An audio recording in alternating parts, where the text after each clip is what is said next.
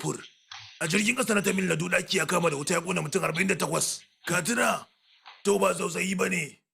Shirin yayana ne. Shekara ta gaba doguwar mota ta kama wuta a Hyderabad ta yi sanadiyar mutane 37. Shekaru 2 da suka wuce a Chittor an samu yoyin iskar gas. Mutane sun ƙone. Duk waɗannan shirin yayana ne. Hakan na matukar kundume mu da nishadi. Idan muka ji mutane suna kururuwa ba gama nan ba.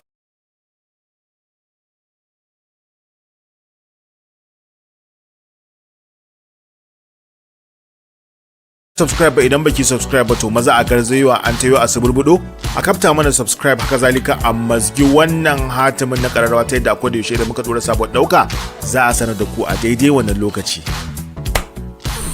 To idan kun ji daɗin wannan ɗauka kada ku manta ku rattaba mana subscribe sannan ku danna ƙararrawa haka zalika ku san baɗa mana like ku suburbuɗo mana sharhi sannan ku yaɗa wannan ɗauka.